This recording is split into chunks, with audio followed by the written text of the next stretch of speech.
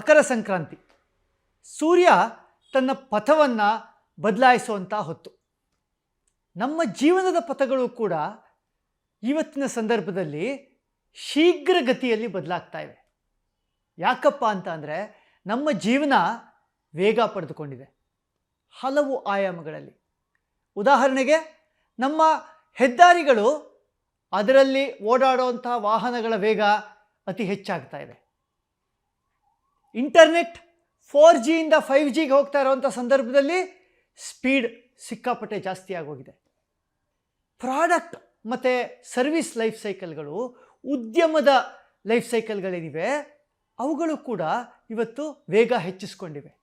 ಇವೆಲ್ಲದರ ಕಾರಣದಿಂದಾಗಿ ನಮ್ಮ ಜೀವನದ ವೇಗ ಮತ್ತು ದಿಕ್ಕುಗಳು ಬೇಗ ಬೇಗ ಬದಲಾಗ್ತಾ ಇವೆ. ಆದರೆ ಇಷ್ಟು ಮಾತ್ರ ಹೇಳಿದ್ರೆ ಪೂರ್ಣವಾಗಿ ಈ ವೇಗದ ವಿಷಯ ನಮ್ಮ ಗ್ರಹಿಕೆಗೆ ಬರೋದಿಲ್ಲ. ರಸ್ತೆಗಳ ವಿಷಯ ತಗೊಳ್ಳೋಣ. ಬೆಂಗಳೂರಿನಲ್ಲಿ 30 ಕಿಲೋಮೀಟ್ರಲ್ಲಿ ಓಡ್ತಾ ಇರುವಂತಹ ಗಾಡಿ ಹೈವೇಗೆ ಬಂದಿದ್ದ ತಕ್ಷಣ 150 ಕಿಲೋಮೀಟ್ರ್ ವೇಗದಲ್ಲಿ ಓಡೋಕ್ಕೆ ಶುರುವಾದರೆ ಏನಾಗುತ್ತೆ ಅಂತ ಅಂದರೆ 5 ಪಟ್ಟು ಹೆಚ್ಚಳ ಆಗುತ್ತೆ. 5 ಪಟ್ಟು ಹೆಚ್ಚಳ ಅನ್ನೋದು ಸುಲಭಕ್ಕೆ ನಾವು ಅರ್ಥ ಮಾಡ್ಕೊಳ್ಳೋದಕ್ಕೆ ಸಾಧ್ಯ ಇಲ್ಲ. ಈ ರೀತಿ ಹೇಳಿದ್ರೆ ಬಹುಶಃ ಅರ್ಥ ಆಗ್ಬೋದೇನೋ. ಒಂದು ವಾಹನ ನಮ್ಮ ಕಡೆಗೆ ಬರ್ತಾ ಇದೆ ಅಂತ ಅಂದರೆ 30 ಕಿಲೋಮೀಟ್ರ್ ವೇಗದಲ್ಲಿ ಬರಬೇಕಾದ್ರೆ 10 ಸೆಕೆಂಡ್ ತಗೊಳ್ಳುವಂತಹ ಗಾಡಿ ಹೈವೇಗೆ ಬಂದ ಕೂಡಲೇ 2 ಸೆಕೆಂಡ್ನಲ್ಲಿ ನಮ್ಮನ್ನು ತಲುಪಿರುತ್ತೆ. ತಪ್ಪಿಸ್ಕೊಂಡು ನಾವು ಸೈಡ್ಗೆ ಹೋಗಬೇಕು ಅಂತ ಅಂದರೆ ಆ ಅವಕಾಶ 5 ಪಟ್ಟು ಕಡಿಮೆ ಆಗಿ ಹೋಗಿರುತ್ತೆ. ಈ ರೀತಿ ನಾವು ಸರಳೀಕರಿಸಿಕೊಂಡು ವೇಗವನ್ನು ಅರ್ಥ ಮಾಡ್ಕೊಳ್ಬೇಕಾಗಿದೆ.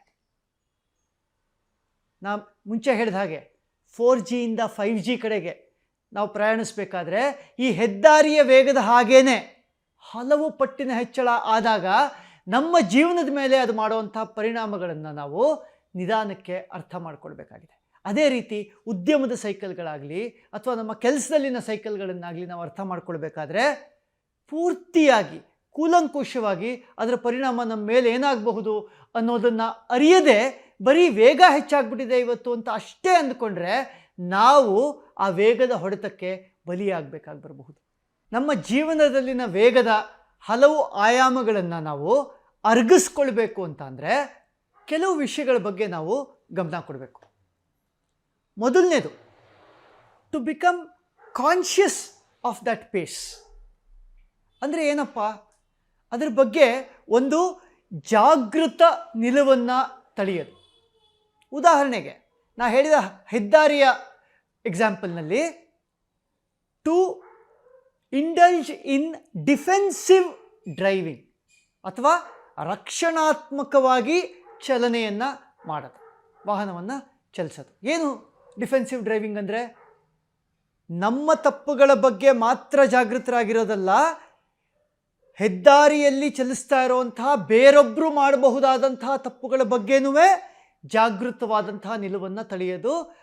That is called defensive driving, to account for somebody else's mistake as well. ಇದನ್ನು ನೀವು ವಿಸ್ತರಿಸಬಹುದು 5Gಗಾಗಲಿ ಅಥವಾ ನಾನು ಹೇಳಿದಂತಹ ಈ ಪ್ರಾಡಕ್ಟು ಮತ್ತು ಸರ್ವಿಸ್ ಲೈಫ್ ಸೈಕಲ್ಗಳಾಗಲಿ. ಇದೇ ಉದಾಹರಣೆಯನ್ನು ವಿಸ್ತರಿಸ್ಕೊಂಡ್ರೆ ವೇಗ ಹೆಚ್ಚಿದಷ್ಟು ಹೇಗೆ ನಮ್ಮ ಜೀವನದ ಮೇಲೆ ಅದರ ಪರಿಣಾಮ ಆಗಬಹುದು, ಅದಕ್ಕೆ ತಕ್ಕನಾಗಿ ನಾನು ನನ್ನ ಸಮಯವನ್ನು ಮತ್ತು ನನ್ನ ಕೆಲಸವನ್ನು ಹೇಗೆ ಅಡ್ಜಸ್ಟ್ ಮಾಡಿಕೊಳ್ಬೇಕು ಅಂತ ಅನ್ನೋದ್ರ ಬಗೆಗಿನ ಜಾಗೃತ ನಿಲುವು. ಎರಡನೇದು, ನಮ್ಮ ಕಲಿಕೆಯ ಮಟ್ಟವನ್ನು ಏರಿಸ್ಕೊಳ್ಳೋದು, ನಮ್ಮ ಕಲಿಕೆಯ ಮಟ್ಟವನ್ನು ಹೆಚ್ಚಿಸ್ಕೊಳ್ಳೋದು. ಹೆದ್ದಾರಿಯ ಉದಾಹರಣೆಯಲ್ಲಾದರೆ ನಾವು ಓಡಿಸ್ತಾ ಇರುವಂತಹ ವಾಹನ, ಅದರ ಕೆಪ್ಯಾಸಿಟಿ ಎಷ್ಟು, ಯಾವ ಸ್ಪೀಡ್ನಲ್ಲಿ ಹೋದರೆ ಟೈರ್ ಹೀಟಪ್ ಜಾಸ್ತಿ ಆಗಲ್ಲ, ವಾತಾವರಣದ ಪರಿಣಾಮ ಏನಾಗಬಹುದು, ಇವೆಲ್ಲವನ್ನೂ ನಾವು ಕಾನ್ಷಿಯಸ್ ಆಗಿ ಕಲಿತು ಅದನ್ನು ಅಭ್ಯಸಿಸ್ತಾ ಆ ಹೆದ್ದಾರಿಯನ್ನು ಅನುಭವಿಸೋದು.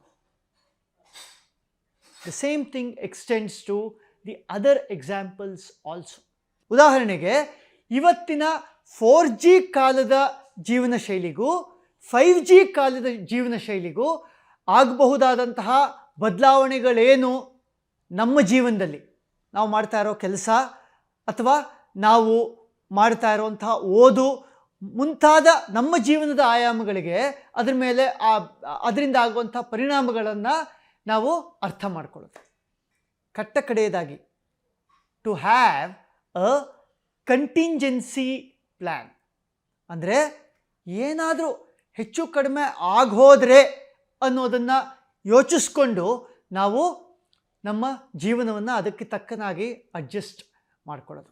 ಹೆದ್ದಾರಿಯ ಉದಾಹರಣೆಗೆ ವಾಪಸ್ ಹೋಗ್ತಾ ಸೀಟ್ ಬೆಲ್ಟ್ ಹಾಕ್ಕೊಳ್ಳೋದು ಮತ್ತು ನಮ್ಮ ಗಾಡಿಯ ಬ್ರೇಕ್ಗಳಾಗಲಿ ಅಥವಾ ಟೈರ್ಗಳಿನ ಟ್ರೆಡ್ಗಳಾಗಲಿ ಆ ವೇಗ ಇದ್ದಕ್ಕಿದ್ದಂಗೆ ಕಡಿಮೆ ಆಗೋದಾಗ ಅಥವಾ ಅಪಘಾತದ ಸಮಯದಲ್ಲಿ ನಮ್ಮ ಜೊತೆ ಸಹಕರಿಸುತ್ತಾ ಅನ್ನೋದನ್ನು ಅರ್ಥ ಹೇಗೆ ಮಾಡ್ಕೊಳ್ತೀವೋ ಹಾಗೆಯೇ ಈ ಉದ್ಯಮದ ಸೈಕಲ್ಗಳು ವೇಗನ ಹೆಚ್ಚಿಸ್ಕೊಂಡಾಗ ನಾವಿರೋಂಥ ನೌಕರಿ ಉಳಿಯುತ್ತಾ, ನಾನಿವತ್ತು ಮಾಡ್ತಾ ಇರುವಂತಹ ಓದು ನನಗೆ ಮುಂದೆ ಪ್ರಯೋಜನಕ್ಕೆ ಬರುತ್ತಾ, AI, ML ಮುಂತಾದವುಗಳ ಪರಿಣಾಮದಿಂದಾಗಿ ಕೆಲಸಗಳು ಹೋಗೋಕ್ಕೆ ಶುರು ಆಗೋದ್ರೆ ನನ್ನ ಕೆಲಸನೂ ಹೊರಟು ಹೋಗುತ್ತಾ, ಅದಕ್ಕೆ ನಾನು ಪೂರ್ವಭಾವಿಯಾಗಿ ಮಾಡ್ಕೊಳ್ಬೇಕಾಗಿರುವಂತಹ ತಯಾರಿ ಏನು, ಇವುಗಳೆಲ್ಲದರ ಬಗ್ಗೆ ಒಂದು ಸ್ಪಷ್ಟತೆಯನ್ನು ಬೆಳೆಸ್ಕೊಳ್ಬೇಕಾಗಿದೆ.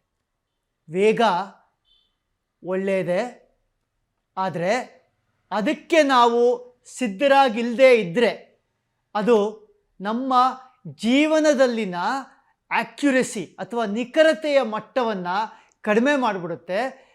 ಪ್ರಿಡಿಕ್ಟಬಿಲಿಟಿ ಅಂದರೆ ನಾಳೆ ಏನು ಅನ್ನೋದನ್ನು ಮುಂಗಾಣುವಂಥ ನಮ್ಮ ಶಕ್ತಿನ ಅದು ಕುಂದಿಸ್ಬಿಡುತ್ತೆ.